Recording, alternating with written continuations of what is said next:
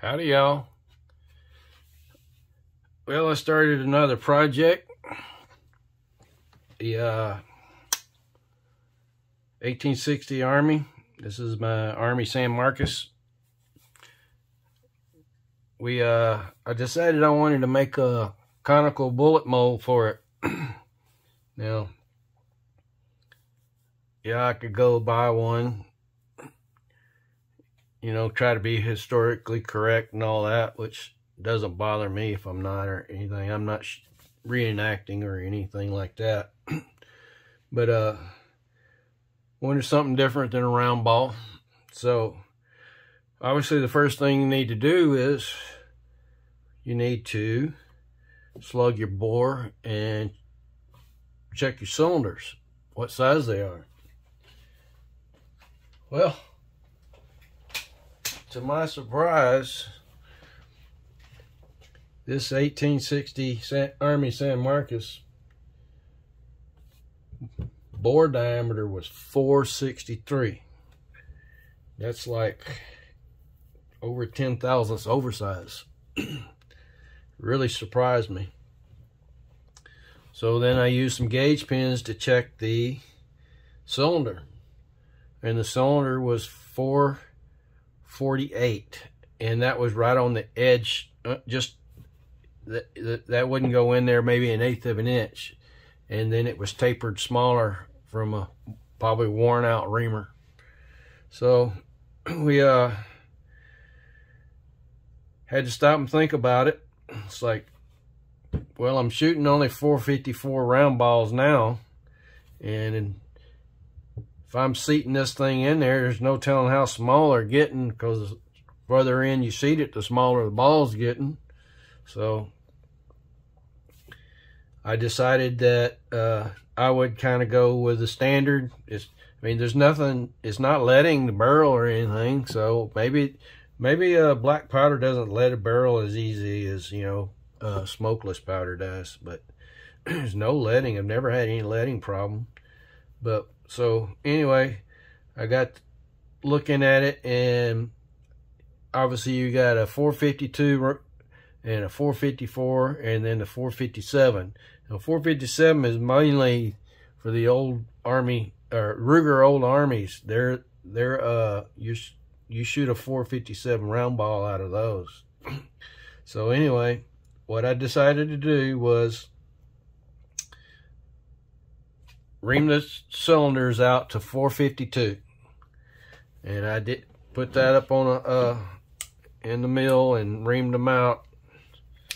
And one of the reasons I don't work on other people's guns and stuff, get a rag here. I haven't cleaned this yet. I'm fresh back from the range. I started reaming. I had 3 of them done, and the reamer decided to wiggle on me, and I took a little corners out of that 2 there. I don't know if it's showing up in the screen or not, but I mean, there's nothing really wrong with the cylinder. It's just kind of those 2 little spots there. I mean, the size is right at 452. But, you know, if you're only loading 5 cylinders anyway, that's your dead cylinder. So it didn't bother me none. Anyway, once we got that done, decided on the size, decided on a bullet shape. I drew it out in my AutoCAD, made a solid model out of it, and I 3D printed it. Brought that home.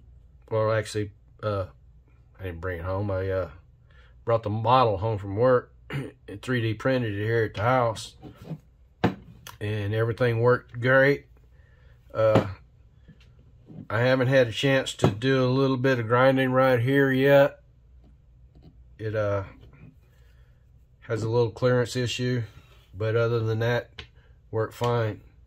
So we made us a mold.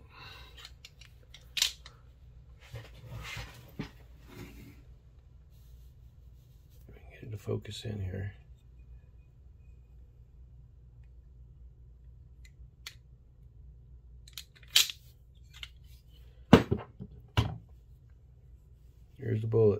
it's casting.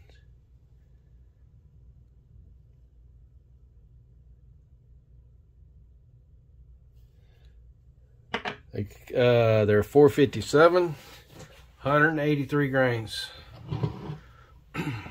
So this morning we went out and tested them. We let's see, since I didn't know how much powder to go in, I started out with 20 grains, and I was aiming dead center, or had top of the post right there, and didn't hit nothing. 20 was obviously pretty light and had plenty of room, so we went up to 25, and I shot once more, and I think it shot high again. So I was thinking it was shooting left, but it was actually shooting high. So I came back down here and aimed right here and started hitting the target. These were 25 grains with a felt wad. And in the videos, range video that I showed y'all, I'll show the bullets. I took and dipped them in lube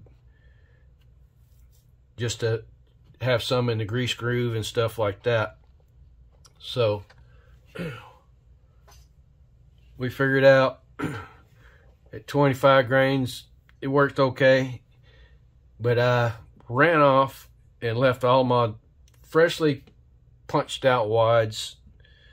So if you hear me talking about this again, I'm sorry, but I did a whole bag of wads and left them sitting here on the bench. So I only had a few old ones in there. I was just testing to see how much powder it would hold. So anyway, we shot a total of 20 rounds, I believe it was, with wads, and then we switched. Maybe it was only 15, I believe, and then we switched to using no wads. And first load I put in 25 grains and see where it went. And I shot, there's 5 of these that are from that, and then I went up to 30 grains and I shot 5 more. And I know that with the 30 grain, those 2 were there, and I'm not sure which ones of these now were out here are the 25 and or the 30. So anyway, once we got all that done, got the chronograph numbers, and let me get those.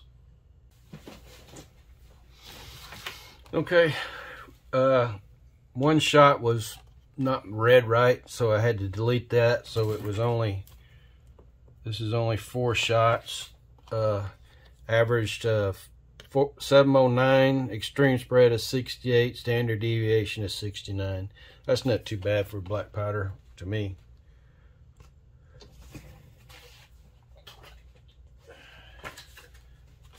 At that point,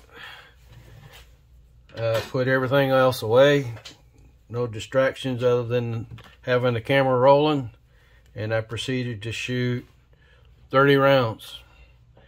And I know I missed the first round, so I don't know why I missed it, but there's a couple that was up here, and I have a video picture of that, and I'll put that up before I took it down off the board. And then the rest of it is, you know, a few of them here, right there. So that's at 10 yards. I don't know if I've shot a better group than that. You know, you might take away those there, and that's pretty good. I don't think I've ever shot a group that like this. So I think I improved a little bit on my gun. So anyway, we're gonna roll a little range footage here, and hope you enjoyed it. The next process will be, now that I know I'm going to run 30 grains without a felt, is figure out the dimensions I need and 3D print out me a mandrel and make me some paper cartridges. That way when I lube these things, because you'll see it in the video that I'm going to run here at the range, where I took the bottle of lube that I have, which is 50-50 beeswax and lamb's tallow, heated up in a microwave and took it outside before the wife screamed at me for stinking up the house. And I just took some tweezers and dipped them in the deal and then put it in my one of my loading trays, you know, like this, and let them cool off. And it had a lot of lube on it, probably way more than it needs. So when I get paper cartridges made, I'll have the lube on a hot plate, staying hot, and I can hold it by the paper cartridges and just dip it in real quick so it won't have so much buildup, because I had a lot of buildup on it, which was making it kind of hard for the heel base to sit on in the cylinder like it should. You'd have to wiggle it around and get it in there, but once you got it, they went it right in. So anyway, let's roll the range footage, and thanks for watching. Okay, so we're going to be loading off the gun, off the frame. I didn't have time working and stuff. I needed to grind just a little bit more for a little bit more clearance. But other than that, it should be fine. So we're going to load off frame. And, you know, if you have all your geometry right and all fitted and deburred good, getting a barrel off this thing is nothing, okay? And we're going to be using, I'm going to load one with 20 grains,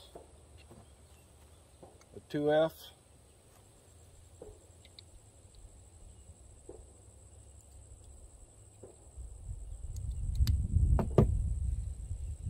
I'm just going to load one cylinder, give it a try.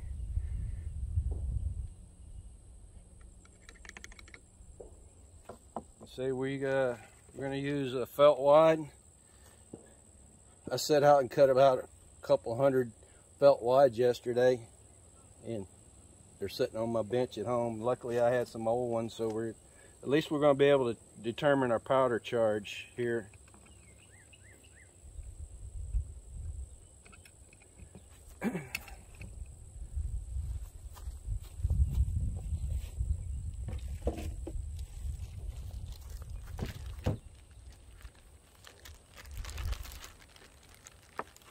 Now I took and just dipped them in the wax yesterday in the lube. And that's how we're going to test them.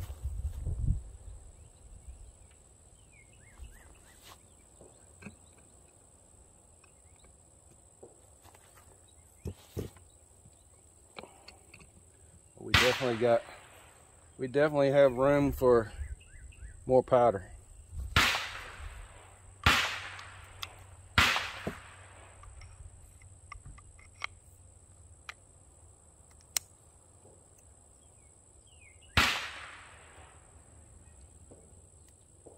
All right, we're using Remington number 10s.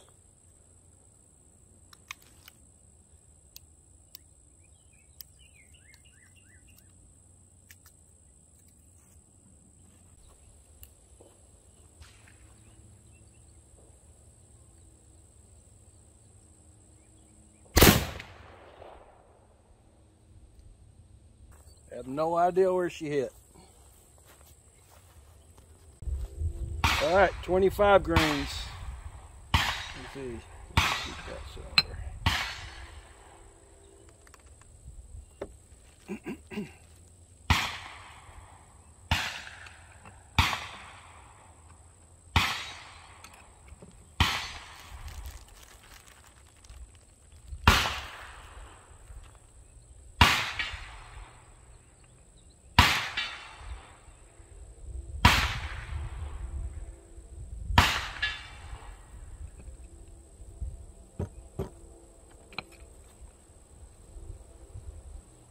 Definitely got a ring of lead. Oh, 25 is going to be just, you could probably go a little bit more. 25 is filling us up good.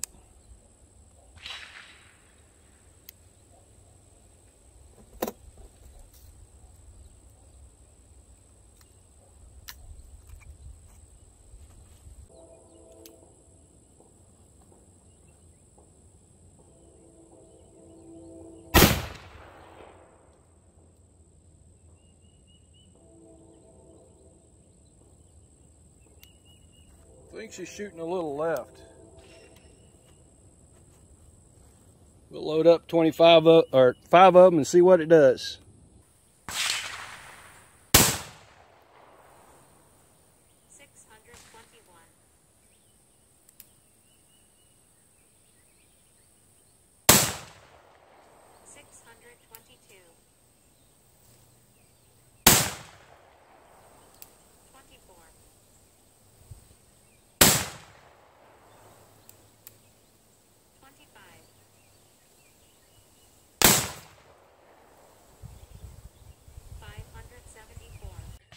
All right, here's the first ones. I'm having to aim right here. And that was 1, 2, 3, 4, 5, 6, 7. There's probably one missing maybe, I don't know. That was with the wides. This was without the wides and 27 grains. 1, 2, 3, 4, 5. And we're at 10 yards. All right, we're gonna load up 30 grains.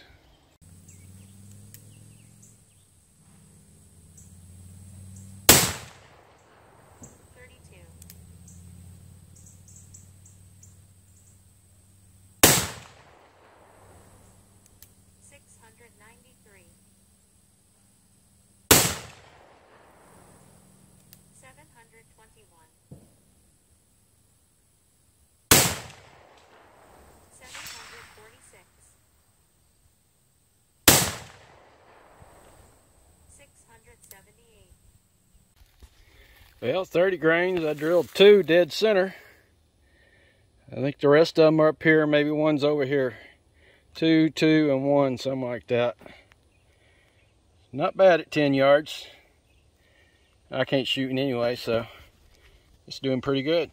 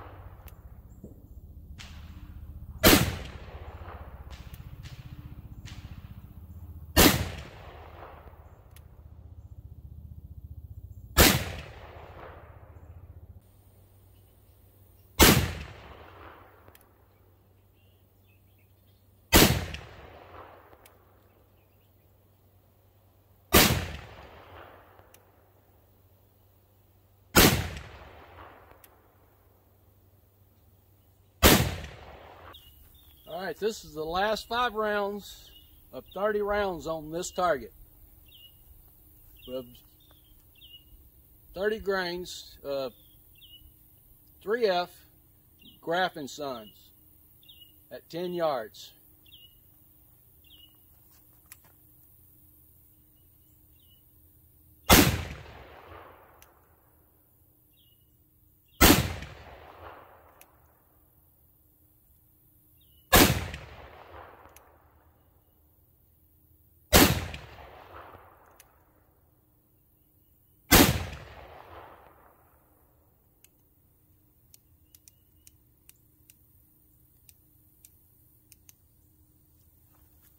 I'll have to say, that's probably the best groups I've ever shot, even at 10 yards. So I guess I did something good. We'll go back to the bench and do a little analyzing now.